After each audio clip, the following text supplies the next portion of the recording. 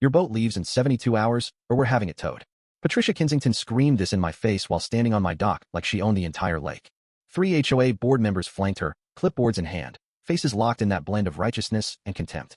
My jet ski sat quietly behind me, guilty of nothing except existing. The irony was almost beautiful.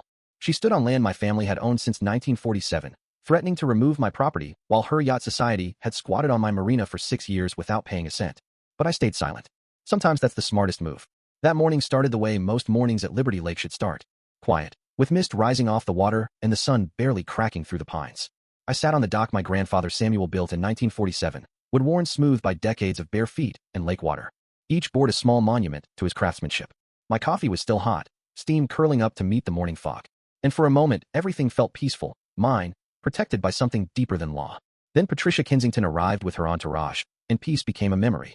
She wore a gray suit that had no business being near a lake at 7 in the morning, heels clicking on the dock boards like a countdown, and she carried a leather clipboard that probably cost more than my monthly lumber budget. The 3 board members behind her looked uncomfortable, like they'd been drafted into a war they didn't fully understand. But she moved with the confidence of someone who'd never been told no in her entire life. Stopping 3 feet from me, close enough to smell her perfume cutting through the pine air, she skipped pleasantries and launched straight into what I later recognized as the opening salvo of something bigger than a noise complaint. She read from a printed document, her voice sharp and practiced, citing HOA Resolution 47B about noise ordinances and watercraft restrictions and community standards. Words that sounded official and binding and completely divorced from reality. According to her, my jet ski, a perfectly legal, fully registered Sea-Doo that I used maybe twice a month, violated sound level restrictions within 500 feet of residential shoreline, constituted a nuisance to property values, and operated without proper community authorization. She gave me 72 hours to remove it permanently from the lake. When I asked what gave the HOA jurisdiction over my personal property on my family's land, she smiled in that particular way people smile when they think they've already won. She said the Lakeshore Estates HOA managed all waterfront properties within the community boundaries, that they had enforcement authority granted by covenant and county ordinance, and that failure to comply would result in what she called appropriate legal action to protect community interests. I didn't argue. I didn't raise my voice or challenge her claims or point out the dozen ways her entire premise was legally questionable. I just sat there with my coffee, watching her reflection ripple and distort in the lake water below the dock.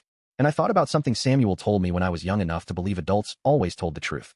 He said, water has a memory. It reflects things exactly as they are, without bias or distortion. And good paper, legal paper, the kind with seals and signatures, has the same quality of permanence. Sitting there with Patricia's distorted reflection shimmering beneath my feet, I understood what he meant. The water wasn't lying about what she was. It was showing me exactly who stood before me. Someone whose authority was as unstable as her reflection on moving water. After she left, after the clicking heels faded and the docks stopped vibrating with manufactured urgency, I sat there for another 20 minutes finishing my coffee. A pink notice had been taped to my workshop door, official looking, with the HOA seal and a case number and Patricia's signature at the bottom, and reading it felt like being handed a script for a play I hadn't auditioned for. The language was dense and bureaucratic, full of whereas and pursuant to and in accordance with, designed to intimidate rather than inform. And I recognized it for what it was, a test to see if I'd fold immediately or if I'd need additional pressure. Most people would fold.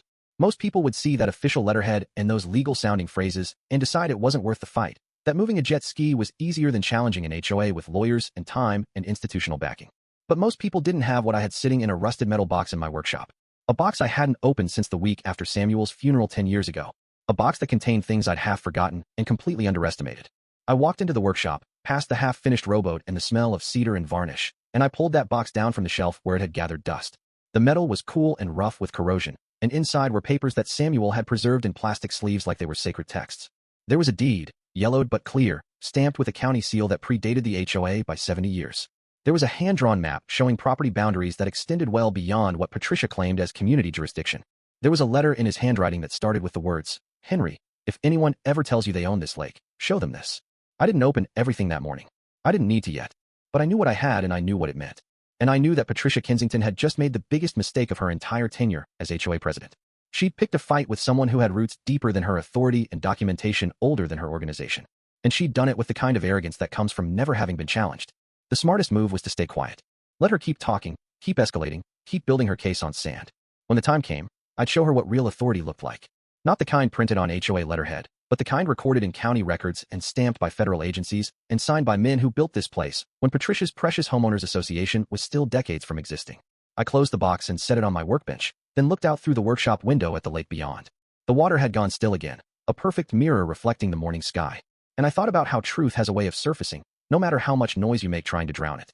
Patricia thought she had power because she had a title and a clipboard and 3 uncomfortable people backing her up. But power isn't what you claim, it's what you can prove. And I had 70 years of proof sitting in a metal box, waiting for exactly this moment.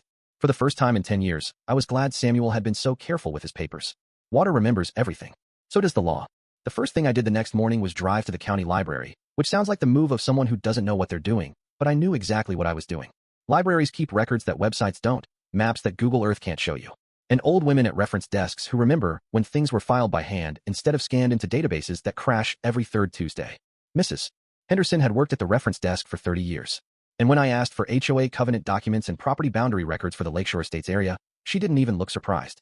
She just pushed her glasses up her nose and said, "People have been asking about HOA boundaries a lot lately," then added in a quieter voice that most of those people eventually stopped asking. The way she said it carried a warning I chose not to hear yet. The documents came in a manila folder thick enough to be a novel, and I spread them across one of those long wooden tables under fluorescent lights that make everything look like evidence. The Lakeshore Estates HOA had been incorporated in 2018, which meant it was younger than my truck and significantly less reliable. The covenant maps showed property boundaries and vague blue shading, the kind of imprecise documentation that works great until someone actually checks where the lines are. And when I overlaid them with the county surveyor maps from the 1960s, the discrepancy was obvious. My Marina, the 12 acres of waterfront that Samuel purchased and developed and left to me in a trust, sat completely outside the HOA's actual jurisdiction. They had been operating on assumption and intimidation, and nobody had bothered to verify, because most people don't dig into county records when an official-looking letter arrives. But I wasn't like most people, and the more I read, the angrier I got. Not the hot, explosive kind of anger that makes you do stupid things, but the cold, patient kind that makes you do smart ones. The HOA bylaws gave them authority over community aesthetics and shared spaces and neighborhood harmony. All those fuzzy terms that sound reasonable, until someone decides your jet ski violates community harmony, and suddenly you're being threatened with legal action for existing. There was nothing in the covenant about marinas, nothing about watercraft, nothing that gave them jurisdiction over property they didn't actually control. Patricia had just decided she had power and assumed nobody would check her work. I took photos of every relevant page with my phone, made copies at 10 cents apiece, and thanked Mrs. Henderson, who told me to be careful because HOAs have lawyers and lawyers have time. I told her I had something better than time. I had paperwork that predated their entire organization. She smiled in that knowing way librarians smile when they've seen this story play out before. And I left feeling like I just armed myself for a war I didn't start, but was absolutely going to finish. That afternoon, I drove to Marcus Riley's place, a small cabin about a quarter-mile down the shoreline where he'd lived since retiring from the Coast Guard 20 years ago. Marcus was 69 years old, weather-beaten in the way men get when they spend their lives on water. And he'd been my grandfather's friend back when this lake was actually free instead of just named that way. I found him on his porch repairing a fishing net, his hands working the line with automatic precision. And when I told him about Patricia's visit, he didn't look surprised. He looked tired. He said Patricia had been sending him letters for 8 months about his dock being 3 feet longer than HOA standards allowed, about his pickup truck being an eyesore that violated aesthetic guidelines, about his firewood pile being stacked too close to the property line. Even though there was no property line because his land, like mine, predated the HOA's existence by decades. He'd ignored the letters because fighting takes energy he doesn't have anymore, because lawyers cost money he'd rather spend on grandkids, and because at his age you pick your battles, and most battles aren't worth picking. But when I showed him the county maps, when he saw clear proof that the HOA had been bluffing about jurisdiction all along, something shifted in his expression. Hope mixed with rage, the kind of vindication that comes from realizing you weren't crazy for thinking something was wrong. Then he hesitated, his hands going still on the net, and said maybe it was better to just let it go because people who fight HOAs usually lose even when they're right.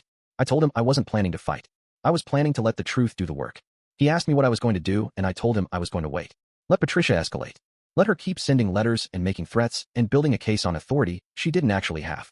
The higher she climbed on her platform of manufactured power, the harder she'd fall when someone kicked the legs out from under it. And I wanted that fall to be public and undeniable and complete. Marcus looked at me like I'd just proposed something either brilliant or insane. And then he laughed, the kind of laugh that comes from decades of watching people underestimate the power of patience. That evening, 72 hours after Patricia's ultimatum, my jet ski was still exactly where it had always been, bobbing gently in the water beside my dock, like it had every right to be there, which it did.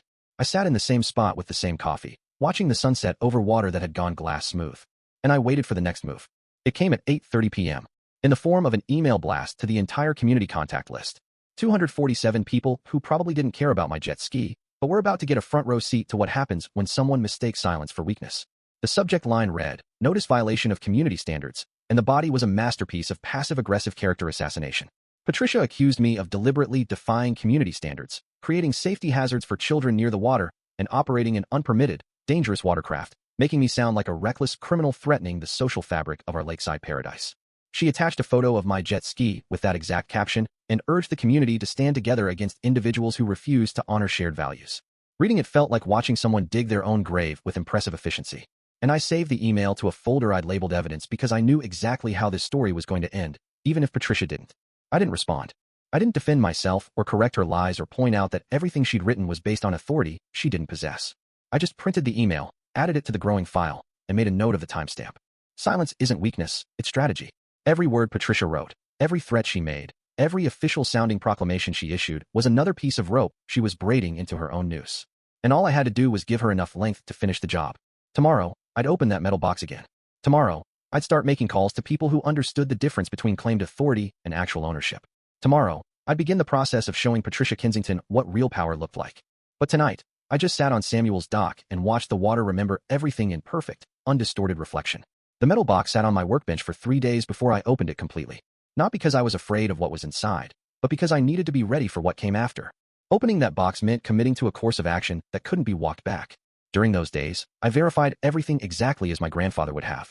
I called the county recorder, checked the deed, contacted the Army Corps of Engineers about permits, and pulled the original surveyor maps from 1947, all showing property lines with precision that modern maps couldn't match. Every piece of information I gathered pointed to the same conclusion: the land I stood on, the water my dock touched, the 12 acres that made up what Patricia called community property had been legally and unambiguously mine since before she was born. The deed was clear enough that a first-year law student could understand it.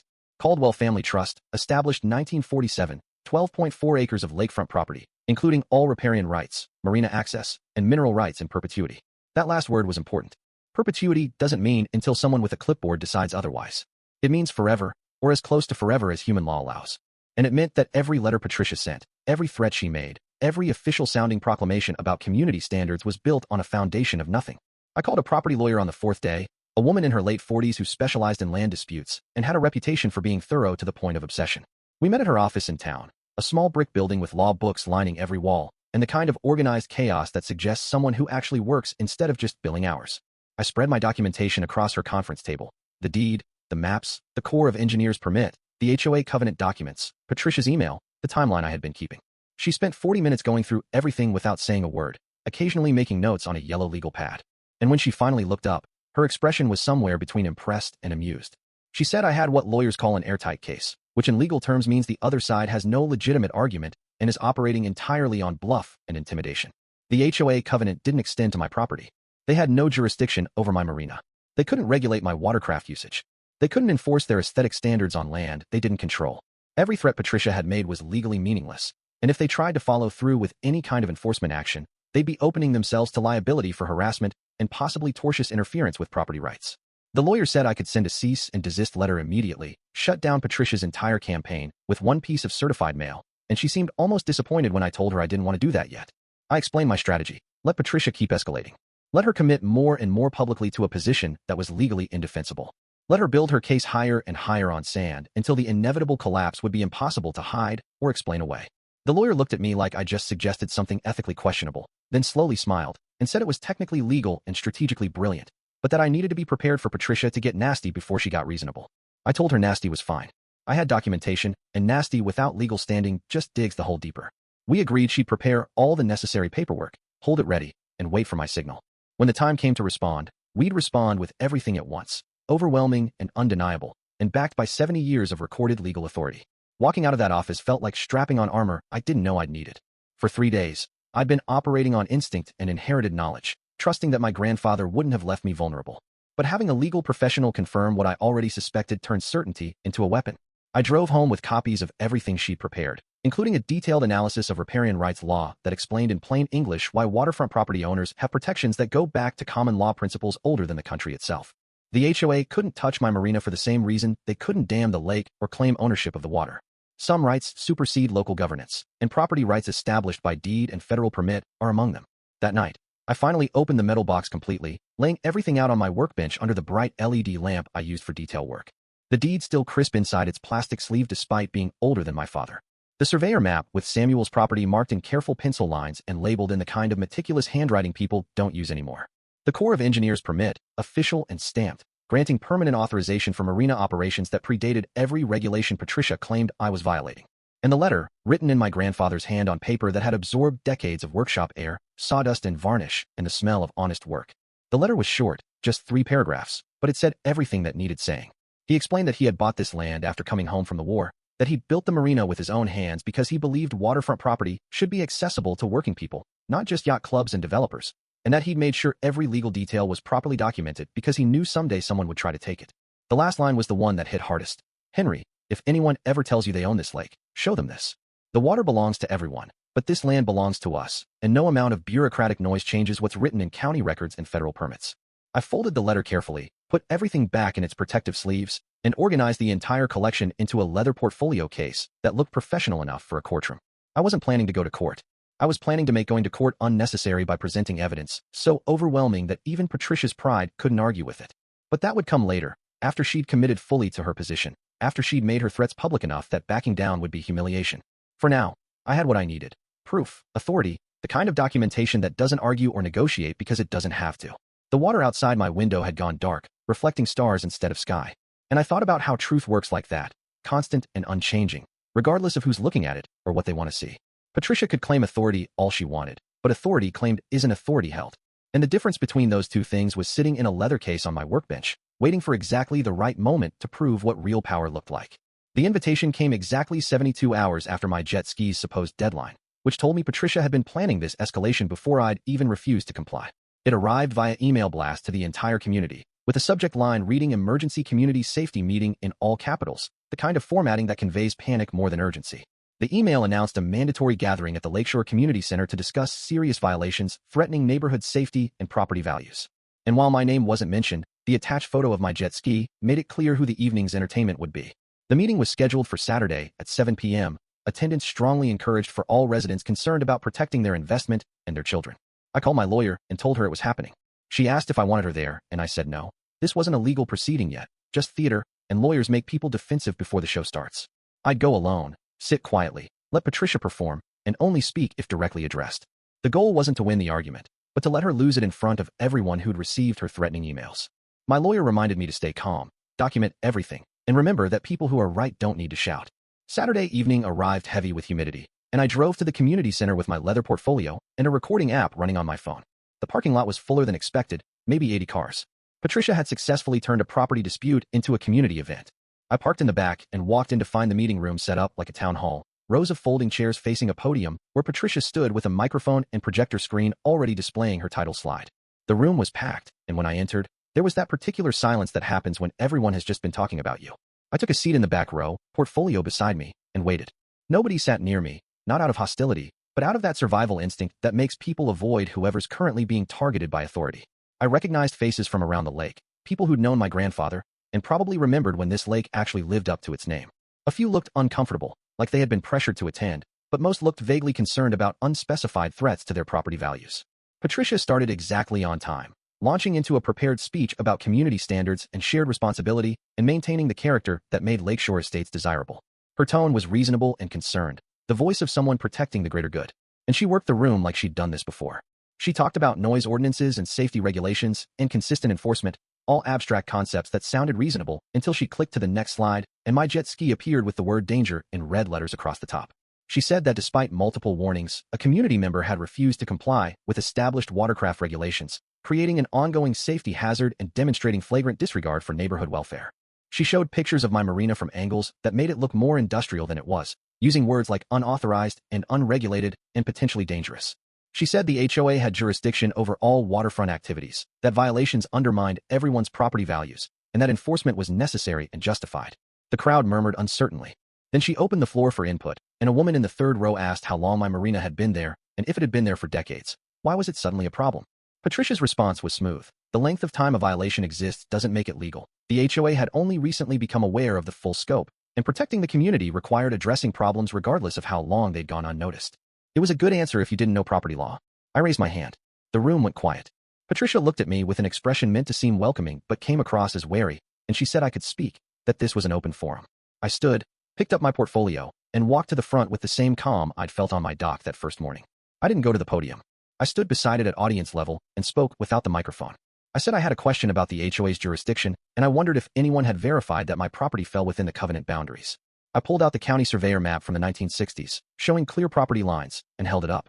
I explained that according to county records, my 12 acres had been in my family since 1947, predating the HOA by 70 years, and that the deed established riparian rights superseding local covenants.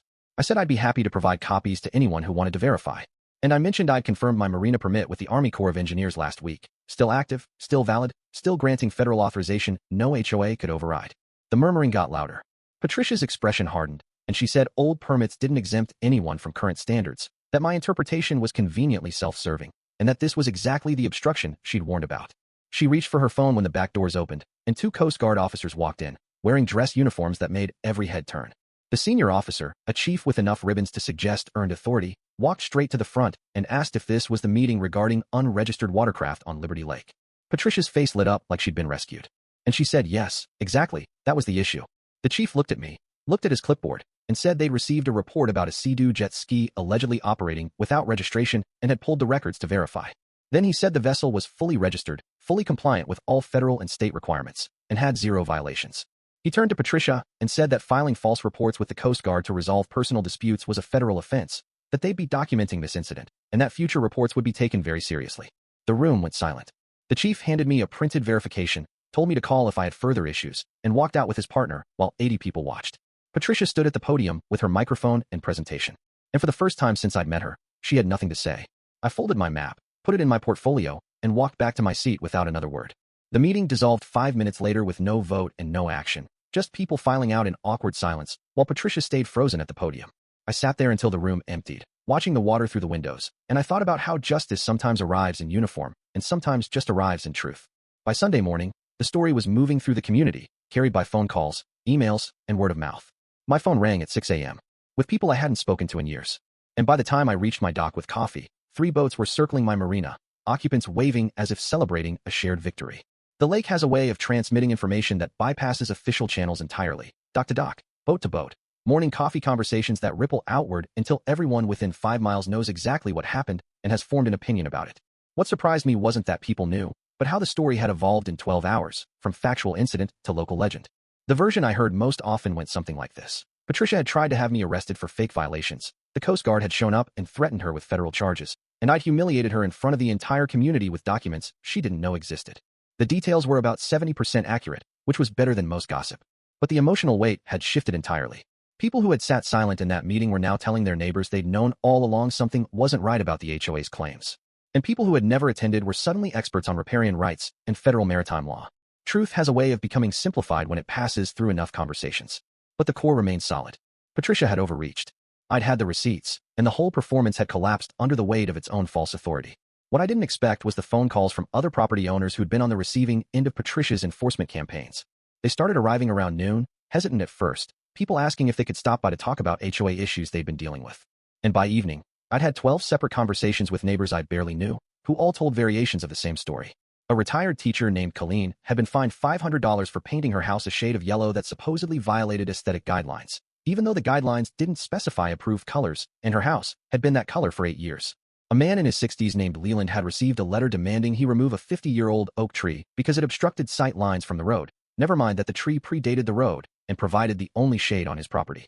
A woman named Meredith, who raised chickens, 3 hens, legal under county agricultural codes, had been threatened with legal action for operating an unauthorized farm that lowered property values and attracted vermin. Every story followed the same pattern. Official-sounding letters citing regulations that didn't quite apply, threats of fines or legal action if compliance wasn't immediate, and an underlying assumption that the HOA's authority was absolute and unchallengeable. Most people had paid the fines or removed the offending items or just lived with the anxiety because fighting seemed more expensive and exhausting than surrendering.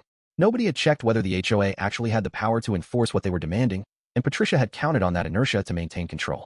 But now that someone had checked, now that the curtain had been pulled back and the authority revealed as largely theatrical, people were starting to ask questions they should have asked years ago. I told everyone the same thing. Get copies of your property deeds, verify your boundaries against county records, and understand what the HOA covenant actually says versus what Patricia claims it says. I shared my lawyer's contact information with anyone who wanted it and explained that most of these enforcement actions were probably unenforceable if challenged with proper documentation. I didn't position myself as some kind of community organizer or resistance leader. I just provided information and let people make their own decisions. But I could feel something shifting in the community dynamic, a kind of collective realization that power claimed without legal foundation is just performance. And performance only works if the audience doesn't look behind the curtain. That Monday afternoon, Patricia had apparently decided that retreat wasn't an option and counterattack was necessary. She posted a lengthy statement in the community online group, 800 words of defensive justification that somehow managed to make her position worse with every paragraph. She accused me of exploiting legal technicalities to avoid community responsibility, claimed that old permits and grandfather clauses didn't exempt anyone from modern safety standards, and suggested that the Coast Guard had been misled by fraudulent documentation. She said I was running an unlicensed commercial operation out of my marina, evading taxes and insurance requirements while putting neighbors at risk. And she called for county authorities to investigate what she termed my flagrant violations of zoning and business regulations. The post ended with hashtags about protecting the lake and standing up for community values. And it had all the desperate energy of someone doubling down because admitting error would mean admitting everything. The response was not what she expected. Within 2 hours, the post had 87 comments, and roughly 80% of them were either defending me or questioning Patricia's version of events. People who had been at the meeting contradicted her characterization of what happened. People posted screenshots of the Coast Guard officer explicitly stating my registration was valid and warning her about false reports. Someone even posted a photo of the federal permit number from the Corps of Engineers website, showing my marina had continuous authorization dating back to 1952. My lawyer, apparently monitoring the situation, left a brief professional comment stating that all my documentation had been verified by appropriate federal and county authorities and that any claims of fraud or falsification constituted defamation, which she was prepared to address through proper legal channels. The post stayed up for 4 hours before Patricia deleted it, but by then dozens of people had taken screenshots and the damage was permanent. You can't unring a bell, and you can't unpublish accusations that get proven false in real time with documentary evidence. What had started as a property dispute about a jet ski had become something larger, a referendum on whether the HOA operated with legitimate authority or just the appearance of it. And the community was starting to lean heavily toward appearance. That evening, I sat on my dock watching the sunset over water that had gone glass calm, and I thought about how my lawyer had asked me what I planned to do next. I told her I wanted to know where Patricia's precious yacht society actually docked their boats, and whether they had proper authorization to use marina facilities they didn't own. She'd called back 3 hours later with information that made me smile for the first time in a week. The Lakeside Yacht Society, which Patricia chaired, and which consisted of 7 boats belonging to various HOA board members and their friends, had been mooring at my marina since 2019 under a lease agreement with an LLC that didn't legally exist. They hadn't paid a single dollar in docking fees in 6 years because they were paying a company that had dissolved before the ink dried on their fake contract. Technically, legally, definitively, they were trespassing on my property. And Patricia, who'd spent 2 weeks telling me I didn't have the right to keep my jet ski on my own land, had spent 6 years keeping her sailboat on mine without permission or payment.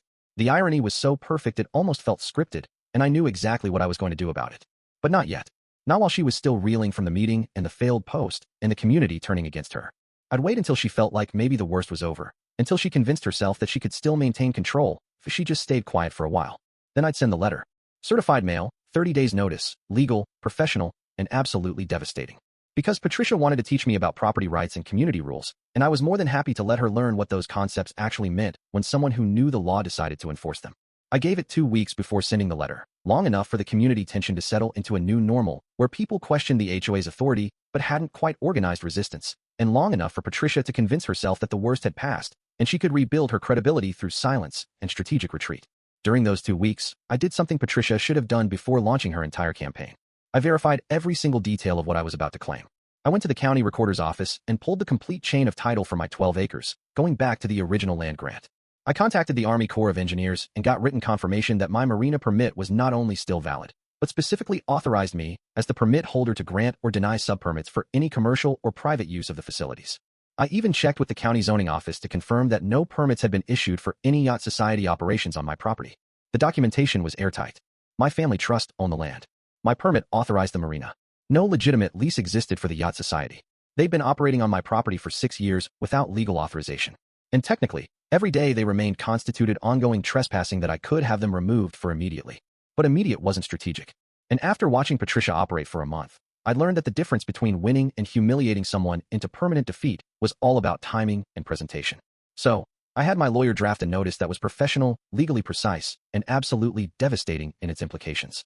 The letter went out via certified mail on a Tuesday morning, addressed to the Lakeside Yacht Society with attention to Patricia Kensington as society president. It stated simply that the Caldwell Family Trust was the legal owner of Liberty Lake Marina facilities, that the Yacht Society had been operating without valid authorization or lease agreement, and that all vessels needed to be removed within 30 days or they would be subject to removal as abandoned property under state trespass laws. The letter attached copies of my deed, my Corps of Engineers permit, and the county recorder's confirmation that no easements or lease agreements existed on the property. It didn't accuse anyone of fraud or theft or intentional wrongdoing. It just stated facts and provided documentation and gave reasonable time to comply. My lawyer said it was the most polite eviction notice she'd ever written, which was exactly what I wanted. No anger, no threats, just irrefutable property rights enforced with the same bureaucratic precision Patricia had used trying to remove my jet ski. I also authorized my lawyer to post a copy of the notice on the community center bulletin board, which wasn't required legally, but served the purpose of making this a public rather than private dispute. If Patricia wanted to fight this, she'd have to do it in front of the same audience that had watched her Coast Guard gambit collapse. The community response was swift and overwhelmingly supportive in a way that surprised me. People posted comments saying it was about time someone held the Yacht Society accountable, that they'd wondered for years how that group got exclusive use of Marina facilities, and that if the HOA wanted to enforce rules on everyone else, then they should follow the same rules themselves. Several people pointed out that Patricia had spent 2 weeks threatening me over a jet ski I legally owned. While she'd spent 6 years docking a sailboat, she had no legal right to dock. The Yacht Society held an emergency meeting 3 days after receiving my letter. And while I wasn't invited, 2 people who attended called me afterward to report what happened. Patricia had tried to rally the membership to fight the eviction, claiming I was retaliating for the HOA dispute and that they had implied rights based on long-term use. But when members started asking to see the lease agreement and wanted to know why the society had never paid docking fees, the whole narrative fell apart. Turned out most of the society members had assumed there was a legitimate contract and had been paying monthly dues that they thought covered Marina costs. When they learned the dues had been going into society accounts while they trespassed on private property for free, 5 members resigned immediately and 3 others demanded to see financial records explaining where their money had actually gone. By the end of the 30-day period, 5 of the 7 boats had voluntarily relocated to the public marina 5 miles south. One belonged to someone who apologized personally and said he'd had no idea the arrangement wasn't legitimate. The only 2 vessels remaining were Patricia's 45-foot sloop named Sovereign Grace, and the irony of that name wasn't lost on anyone, and the boat belonging to the HOA vice president, a man who had stood beside Patricia at every confrontation and apparently believed that loyalty to the board president outweighed property law. I gave them both an additional 48 hours as courtesy.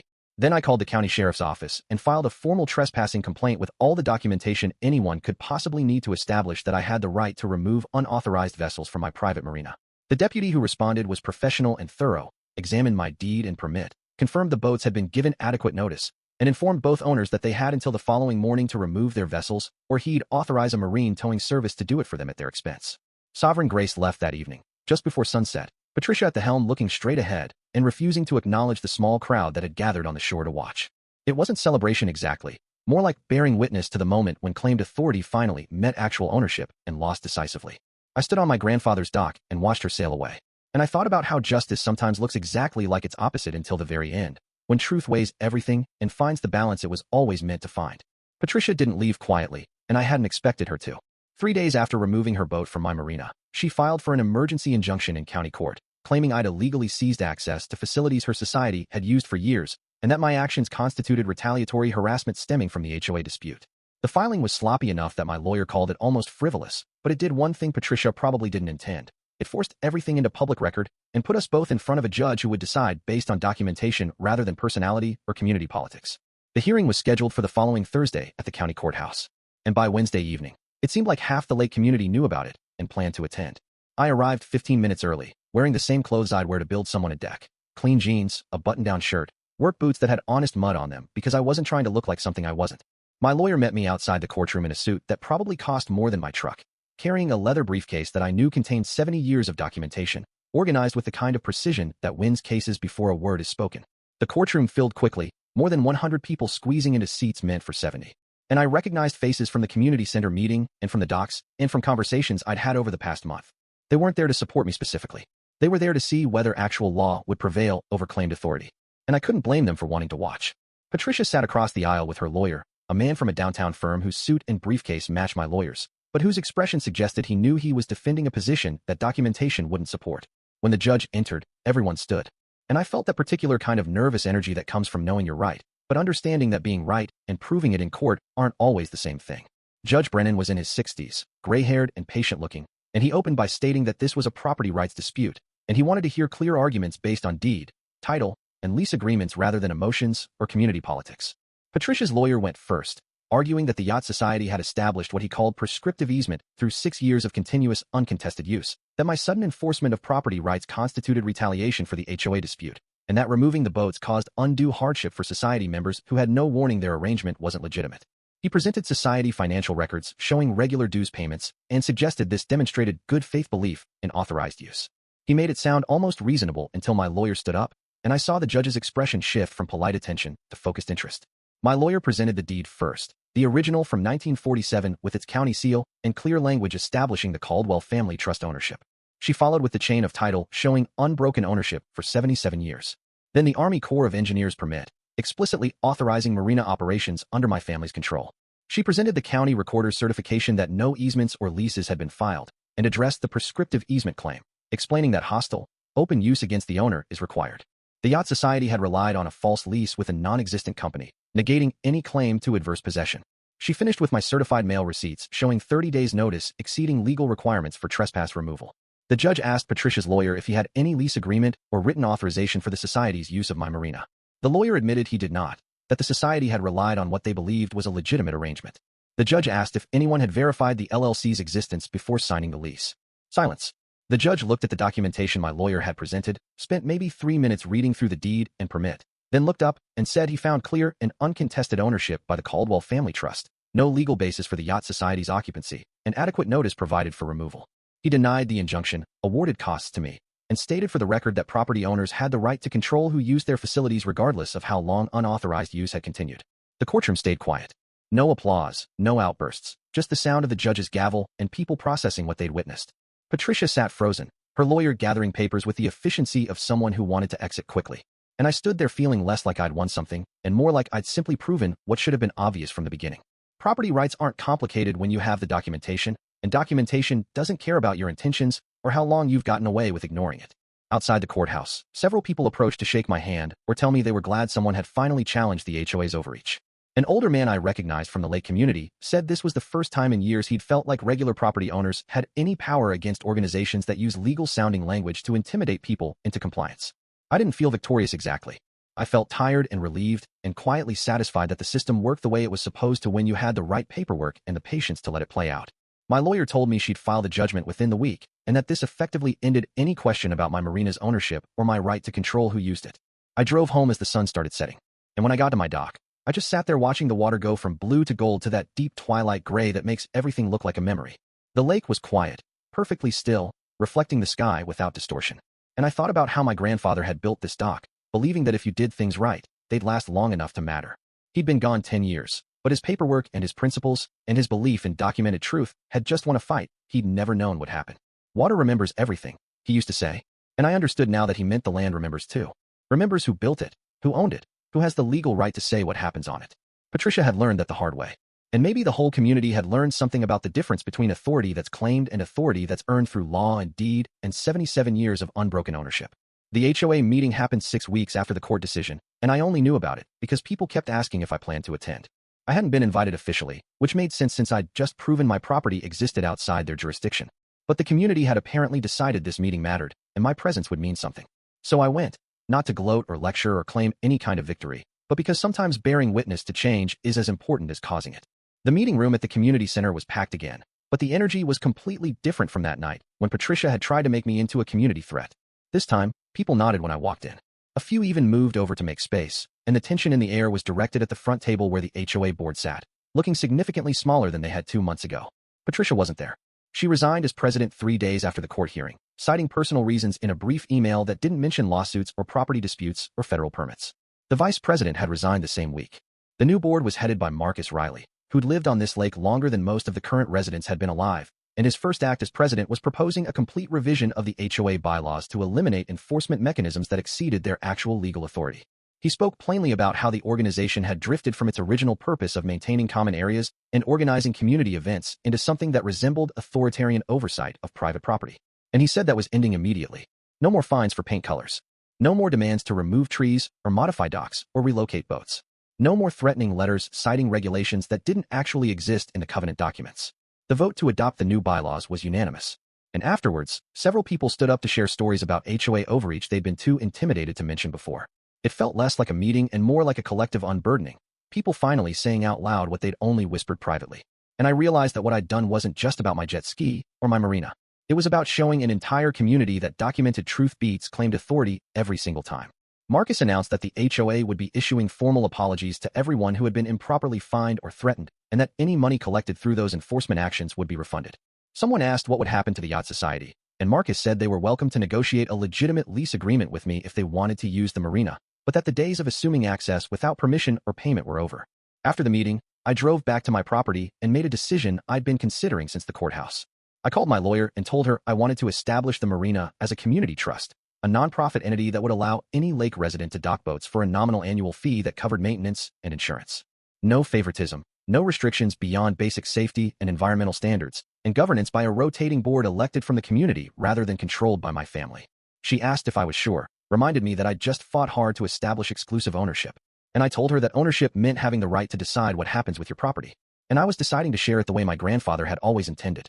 He built this place believing waterfront access shouldn't be limited to people who could afford yacht clubs or expensive private slips, and turning it into something exclusive would betray everything he'd worked for. The trust was established within a month, and the first community dock day happened on a Saturday morning when 20 volunteers showed up to help repair planks and repaint railings and generally restore a marina that had been maintained by one family for 7 decades. People brought tools and sandwiches, and kids who ran around getting in the way in that productive chaos that happens when a community actually works together instead of being managed by rules. Marcus showed up with coffee for everyone and told a story about how my grandfather had helped him rebuild his first boat back in the 1980s, teaching him that good craftsmanship mattered more than expensive materials and that water demanded respect from everyone equally, regardless of how much money they had. I stood on that same spot where Patricia had screamed at me about removing my jet ski, and I looked out at water that had witnessed everything. The threats, the confrontations, the Coast Guard officer, the court hearing, and now this moment of quiet restoration. The lake was perfectly calm, reflecting late autumn sky without distortion. And I thought about how my grandfather used to say that water remembers everything and tells the truth to anyone patient enough to look. He'd been right about that. He'd been right about the importance of documentation and deed and doing things properly so they'd last.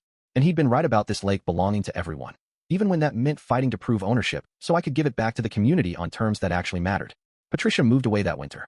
I heard she'd taken a position with a homeowners association in another state, and I hoped she'd learned something from our dispute, though I doubted it. Some people see losing as injustice rather than consequence, and they carry that grievance with them wherever they go. But that wasn't my concern anymore. My concern was this dock, this water, this community that had remembered what it meant to be neighbors instead of subjects. The sign at the marina entrance now read Liberty Lake Community Trust, owned by the people, stewarded by the Caldwells. And every time I saw it, I thought about how some fights aren't really about winning. They're about proving that truth and documentation and patient resistance can defeat authority that exists only on paper and in the voices of people who mistake confidence for legitimacy. The lake is free again, and so am I. The mornings after were different. The air felt lighter, as if the lake itself had exhaled decades of tension. Neighbors greeted each other with genuine smiles instead of polite nods. Conversations lingered on docks instead of behind fences, and children's laughter carried freely over the water.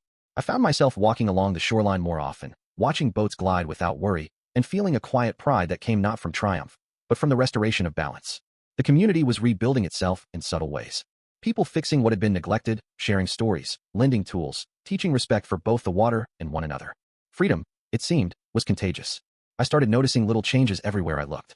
Docks that had sagged under years of neglect were being reinforced, woods sanded and oiled by hands that once hesitated to get involved. Children ran along the boardwalk with bare feet, shouting directions to one another as if every corner of the lake belonged to them, because in a way it did. Old fishing lines tangled in the reeds were pulled out and recycled, discarded nets mended, and even the ducks seemed less wary, paddling closer to shore as if recognizing that hostility had been replaced by care.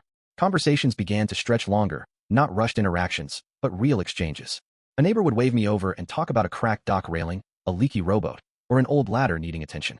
They weren't asking for permission. They were offering help, sharing experience, and acknowledging that the lake had always been bigger than one person's claim. One morning, Marcus Riley invited me to watch him restore an old skiff that had sat abandoned behind his boathouse for years. We worked in companionable silence at first, the scrape of sandpaper and the smell of varnish filling the air. He shared stories about Samuel, stories I hadn't known, about how my grandfather would sneak kids into the marina after school, teach them to respect water, to measure twice and cut once, to always leave a place better than they found it. It wasn't just about boats. It was about legacy. I realized then that what had really been at stake wasn't a jet ski, a dock, or even a marina. It was the respect for a way of life, the acknowledgement that stewardship came before ownership, and that rules written on paper could never replace care given with heart and hands. By midweek, I noticed how neighbors began sharing tools, openly swapping drills and hammers, sharing buckets of paint, lending rowboats to people who hadn't owned one before. Conversations about lakeside events, canoe races, fishing contests, barbecues, began cropping up in casual ways. No formal meetings required, no permits needed. Everyone was participating quietly, learning that the community thrived when it was organic, not dictated by someone waving a clipboard.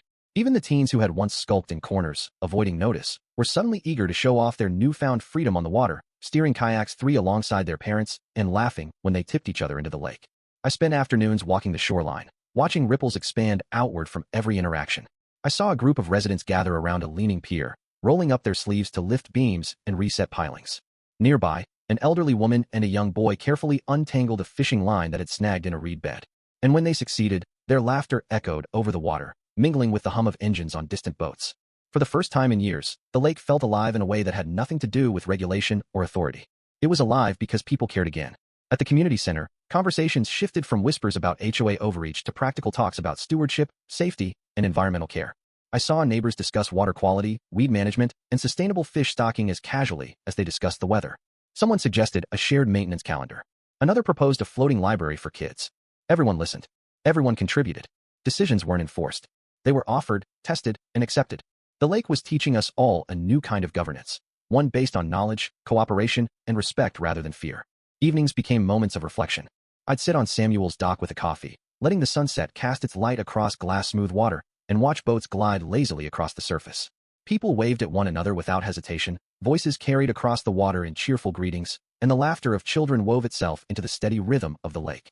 I thought about what Patricia had tried to take away, not the jet ski itself, but the trust, the joy, the sense of shared ownership, and how resilient that spirit had proven to be.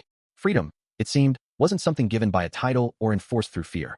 It was something earned, nurtured, and fiercely protected by those willing to act with patience, clarity, and quiet courage. By the time winter hinted at its arrival, the marina had transformed into something I could scarcely have imagined when Patricia first screamed across my dock. Wooden planks gleamed in the sun, fences were mended, shared tools rested neatly in communal sheds, and a sense of ownership had shifted from the individual to the collective. The Liberty Lake Community Trust had become more than a sign at the entrance.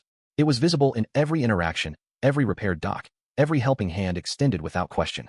And standing there watching it all unfold, I finally understood that victories weren't always measured in confrontation or legal documentation.